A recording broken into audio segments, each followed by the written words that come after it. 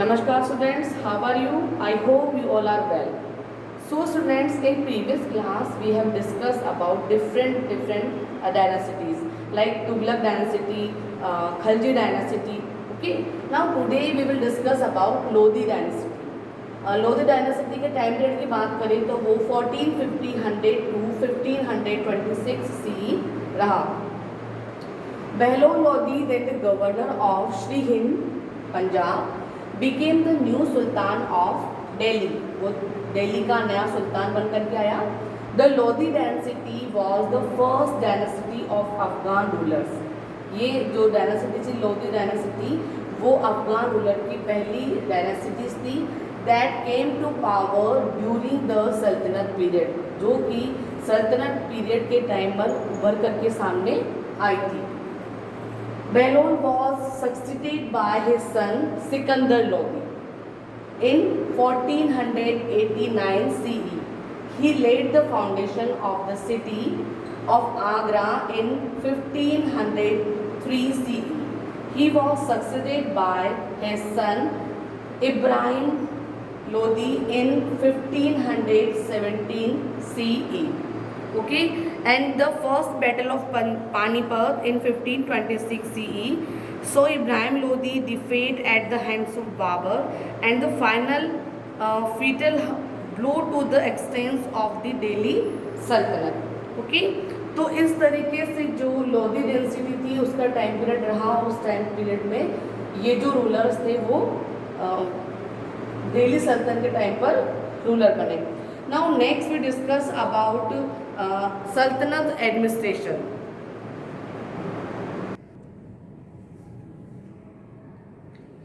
The sultan. Okay, sultan is a central and most significant person. सबसे ज़्यादा महत्वपूर्ण और केंद्र में व्यक्ति जो था वो क्या कहलाता था? सुल्तान. He defended the empire against external attacks and maintain law and order. ठीक है, जो सुल्तान था वो जितने भी एक्सटर्नल अटैक्स होते थे उनसे सेफ्टी और सिक्योरिटी करता था. साथ ही साथ जो लॉ एंड ऑर्डर था, जो व्यवस्था थी, उसको भी बनाए रखने का काम करता था. इसके अलावा सुल्तान कमांडर इन चीफ होता था आर्मी का. साथ ही साथ वो जस्टिस ऑफ द एम्पायर भी होता था. ठीक है. उसके बाद नोबल्स की बात करें तो नोबल्स जो थे उन्होंने they occupied civilian and military positions. इन लोगों ने क्या कर रखे थे? जो भी सिविलाइन पोजीशन थी और जो मिलिट्री पोजीशन थी, बेसिकली जो सेना होती थी उसकी जितने भी पोस्टें थी उनके ऊपर क्या था? इनका अधिकार था. In order of rank the khans were the highest followed by the maliks and the amirs. ठीक है. इसके अलावा इनकी जो सैलरीज होती थी नोबल्स की वो अरेंज्ड फॉर्म में होती थी और वो रेवेन्यू असाइन के रूप में उनको मिलती थी. और according to the iqta system the land resource of the sultanate were divided and given to the nobles in lieu of cash for their services. ठीक है. जो इक्तादार से वो कलेक्ट करते थे टैक्स को, कहाँ से? जो फार्मर थे, कृषक थे, उनसे जो विलेज में रहकर के अपनी खेती बाड़ी करते थे उनसे वो टैक्सेस कलेक्ट करते थे. और उस टैक्स के थ्रू जो इनकम होती थी उसको जो आर्मी वगैरह होती थी उसको मेंटेन करने का वर्क भी करते थे. In order to meet the requirements of the royal palaces, karkhanas और workshops headed by maliks were set up where various items such as clothes, paintings and other articles were produced. At times the military goods are also produced in these workshops. It is interesting to note their slaves were appointed as personal assistant as well as administrative official in the Delhi Sultanate. Okay. अब इसके बाद में जो दिल्ली सल्तनत थी उसमें officials थे. Officials और उनकी जो सल्तनत थी जिसको कि सल्तनत कोर्ट बोलते थे वो किस तरह की होती थी? तो द सल्तनत court were composed of officials who were responsible for effective functioning of the सल्तनत. तो जो ये ऑफिशल्स होते थे और सल्तनत कोर्ट होती थी उसमें कुछ पार्ट में उसको कुछ पदों में डिवाइड किया गया है. वो देखते हैं क्या क्या है. वो है ऑफिशियल्स एंड हिज और देयर ड्यूटीज। ओके, कुछ ऑफिशियल्स की जो पद होते थे वो होते थे और उनकी क्या क्या ड्यूटीज होंगी वो भी डिफाइन होती थी। फर्स्ट, वजीर एंड हिज ड्यूटीज। जो वजीर होते थे और उसकी जो ड्यूटीज होते थे उनकी क्या ड्यूटी होती थी? Responsible for income, expenditure and collection of revenue.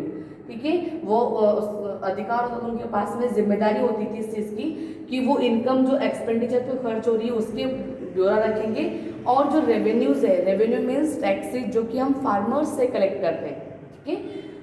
Then second officials थे अरिज आई मुमलक और उसके जो डिप्यूटीज थे वो लोग। इनका क्या काम था? Looked after the employments of soldiers, their training and equipments. ठीक है, जितने भी सोल्जर्स होते थे उनका ट्रेनिंग देना और उनके जो इक्विपमेंट होते थे, उनकी यूज में आने वाले जो वेपन्स थे उनकी जो व्यवस्था करवाने का वर्क किसका होता था? आरिज मुमलक और उसके डिप्टीज का। वकील आइदर की क्या ड्यूटी होती थी? The house holds of the sultan, the place guards and their personal assistants were under his control. Okay. Next, Amir I Hazib, masters of ceremonies at the court. जो court में जितनी भी ceremonies होती थी उनका masters होते थे। Now last, chief काजी का क्या काम था? वो है जो जस्टिस डिपार्टमेंट था उसकी देखरेख करता था। तो इस तरीके से सल्तनत में एडमिनिस्ट्रेशन को ऑफिशियल्स और उनकी ड्यूटीज़ के अकॉर्डिंग डिवाइड कर रखा था। हर ऑफिशियल्स की ड्यूटीज़ डिस्क्राइब कर रखी थी, बता रखी थी कि उसको किस किस तरह से कौन से डिपार्टमेंट में वर्क करना है। नेक्स्ट अगर हम बात करें इसकी आर्मी की, तो जो दिल्ली सल्तनत की आर्मी थी उसमें जो थी इन्फेंट्री और फुट सोल्जर्स। ओके, जो फुट सोल्जर्स होते थे, पैदल सेना नायक वो होते थे, और कैवलरी, हॉर्सेस सोल्जर्स, आर्चर्स और द एलिफेंट्स भी होते थे।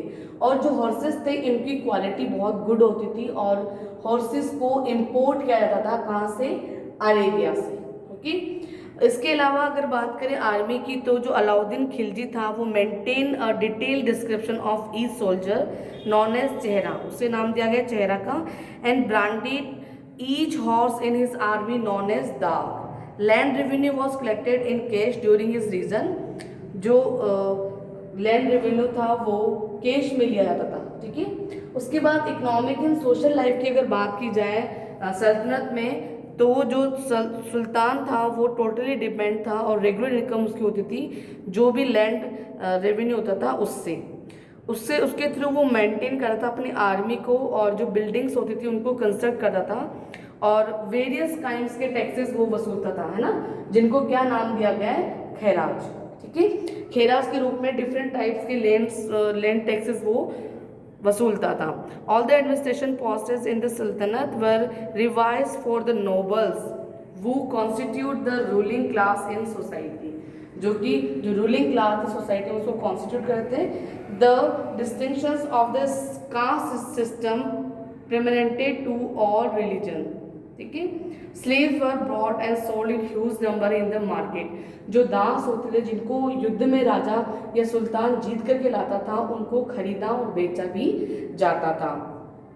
इसके अलावा जो पीजेंट्स थे वो they lived in conditions of abject poverty. They were subjected to oppression from revenue officials and their demands for heavy taxes. तो इस तरीके से जो सल्तनत का टाइम था उसमें एडमिनिस्ट्रेशन था।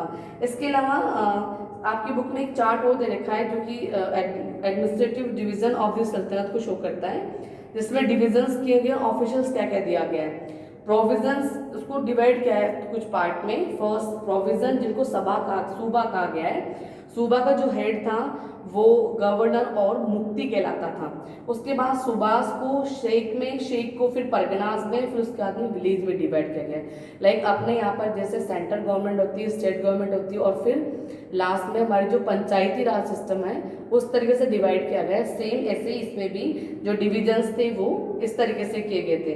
जो शेख्स होते थे उनकी जो हेड होते थे उनको शेखदार, और जो परगनास होते थे उनके हेड को आमिल, और जो विलेज थे उसमें लैंड ऑनर्स और जिनके पास लैंड नहीं होते, लैंडलेस पीपल्स, दो कैटेगरी में डिवाइड कर रखा था।